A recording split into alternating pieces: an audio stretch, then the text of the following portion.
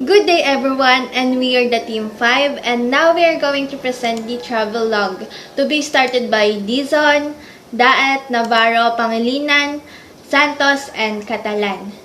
So our title is The Wonders of Tagaytay by Cassandra June Ortega. So I would like to call on Dizon for the form of creative nonfiction. Thank you, Miss Sherilyn Santos. Form of creative nonfiction. The form of creative nonfiction of this story is this travelogue is personal narrative.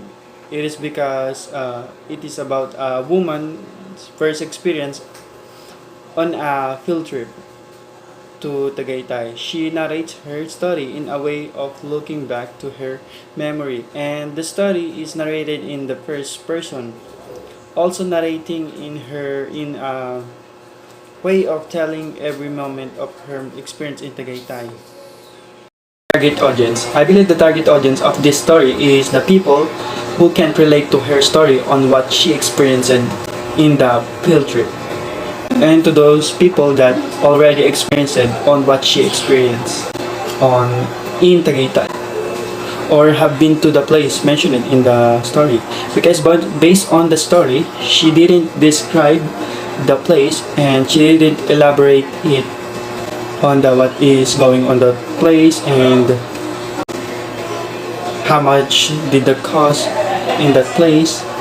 That's all, and I'd like to call Pangilinan for the next presenter. Titles and author: My Wonders of Tagaytay by Cassandra June Ortega. Summary: this travelogue is all about her experience on a field trip. She mentioned that all the places she visited, Tagaytay is one of the most beautiful. When they arrived at their first destination, a coffee farm, the guide took them to a flower garden and a warm wall, where she admitted to touching a dirty worm. They boarded the bus again, and their second destination was the famous castle in Tagaytay, the fantasy world. She saw the castle in the different world, and she also saw the hanging bridge and Taal volcano from the castle. And after that, they went to Gardenia factory in Batangas. And after that, they got home safely. Even though they tired, she enjoyed it. Even though they tired, she enjoyed it. Titles and author: My Wonders of Tagaytay by Cassandra Use of literary elements and techniques. The writer of the story is based on what she went through when she was young. Her parents allowed her to go on a field trip. She was so happy because they were allowed to wake up early at 4 a.m. with her parents and her brother. At the stopover, they dropped her off. They bought a portion of fast food, and she bought her favorite. And when she bought that, they moved in a bus to the bridge with her classmates. And while the bus was running, she ate in the bus the favorite fries she bought. When they arrived, their first destination at said leisure park, they entered the coffee shop, and then that occasion someone gave them a guide that was the flower gardens and the worms world.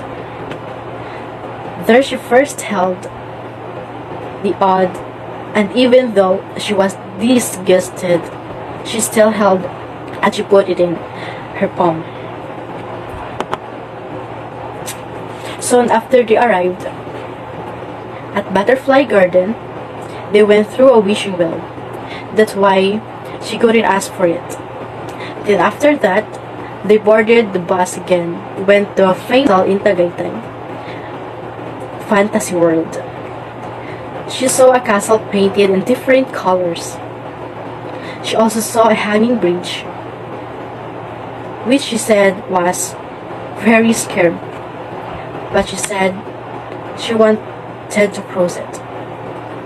And there she also saw the Taal volcano from the castle.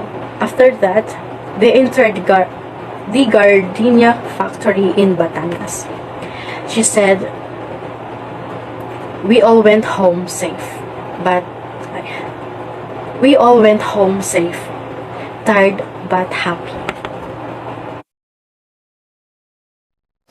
So thank you, Miss Sanchez Catalan, for your wonderful explanation.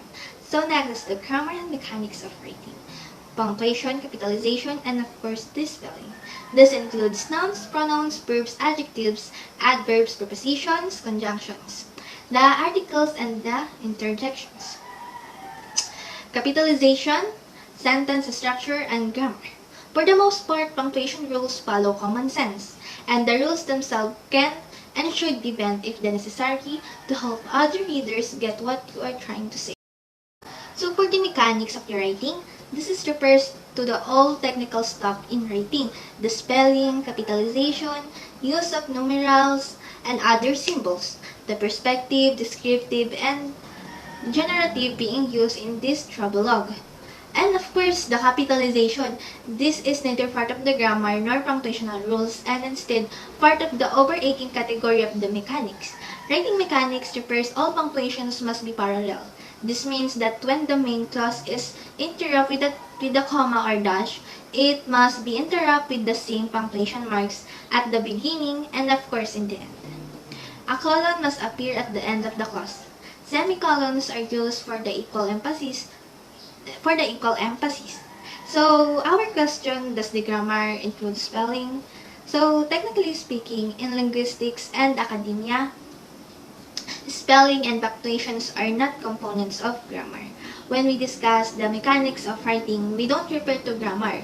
We refer to grammar, spelling, and punctuation because the spelling and punctuation are separate components from grammar. Sarah's experience going to Tagaytay is very in detail in her travelogue. She even says there what she feel, what she saw, even the beautiful sceneries and places that she's been there. Even the disgust that she felt when she first held a worm in her palm. We can really say that she is scared and frightened, at the same time excited and fascinated by it.